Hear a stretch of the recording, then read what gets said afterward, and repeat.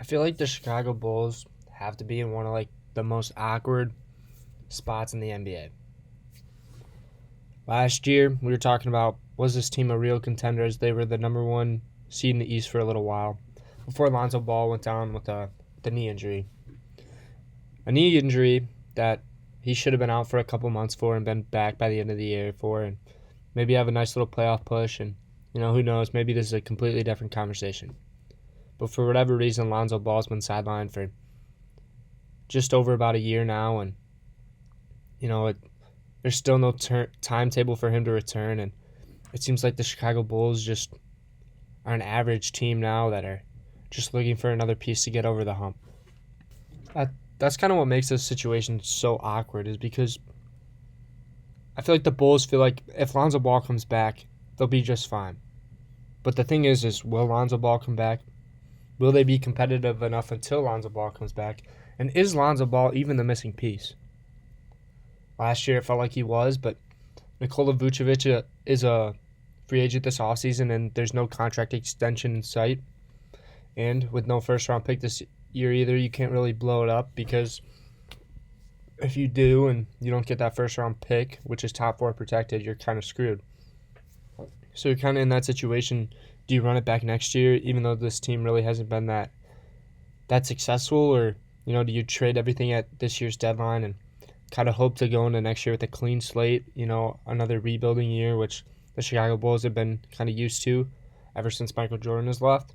And, they had a couple good years with Derrick Rose, but, his injury history has kind of been tough for them. And, maybe they win an NBA championship if he stays healthy. Maybe it's a completely different conversation. But, with the emergence of DeMar DeRozan and giving Zach LaVine a max contract last summer, and not that he's underperformed, but he's definitely not a max contract player, even though he is a good player. And so, do you look to move on from that contract, or, DeMar has 1 year left on his contract? Do you look to trade him? And I feel like the best move for them would be to, try and keep things together. Maybe sign Vooch to a 1 year contract in the offseason. Hope he's willing to sign that, and then try and run it back for 1 more year. And if it doesn't go well, maybe blow it all up at the next year's deadline. But, can you, with growing frustrations between Zach LaVine and Billy Donovan, is Billy Donovan even the coach next year? Zach LaVine, he had a tough game against the Magic, so they benched him, towards the end of the game, and, they ended up losing. And, that kind of started, what felt like the growing tensions between Zach LaVine and, Billy Donovan. And there's been some reports that Zach LaVine wants to go to LA. And, if you do trade with LA, do you get Russell Westbrook back? Is that even worth it? I feel like that'd be a loss in the trade. LA only has 2 first-round picks to give up in 2027 and 2029, which is a long time down the road.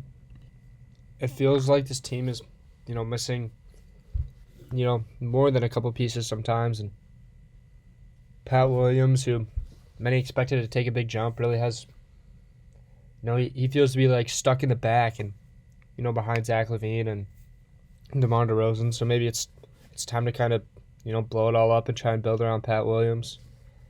Kobe White, that pick really hasn't panned out either. He's a good 3-point shooter, but that's about it. And you have guys like DeMarcus Cousins and Goran Dragic, who, to be honest, would be great pieces on playoff contenders. So maybe you look to move one of those two at this year's trade deadline and try and get some assets back for that. There's also been some reports that if Chris Paul, asked out of Phoenix, that they'd be willing to trade for him. I'm not exactly sure who you'd really give up in that trade. Maybe if you can get DeAndre Ayton back in that deal somehow, and, the Suns really want to blow it up and, change things up, maybe you give up DeMar and Nikola Vucevic for Chris Paul and DeAndre Ayton, and then look to move Chris Paul in the offseason. I don't know. There's so many different directions the Bulls could go in. I feel like the most probable, though, is Nikola Vucevic leaves in the offseason, and you try and run it back, and it doesn't really work, and they end up blowing it up at next year's deadline. And, hopefully, Lonzo Ball emerges, from his injury and starts playing well, you start building around Pat Williams and, just hope to build for the future. I feel like Zach LaVine, that contract's only going to be worse as time goes on. He's a good player, but doesn't really play great defense. Is a very streaky shooter, and, if he's not shooting well, he doesn't really bring much else. And, he seems to not really want to be there. Seems to really want out. And I don't know, if I was the Bulls GM, I'd definitely look to, maybe fire Billy Donovan in the offseason and try and bring in a new coach. But at the same time, I don't know if coaching is really the problem. I feel like there's, so many just decent players that don't really mesh well together. The Bulls definitely have a lot of decisions to make, as do many other teams, but look for the Bulls to keep things together this NBA trade deadline and, hope to, maybe move up in the draft, find something, a move along the margin to try and, beef up this roster and, find a way to sneak into the playoffs this year maybe, and definitely look for them to make a big playoff push next year or, whenever Lonzo Ball comes back.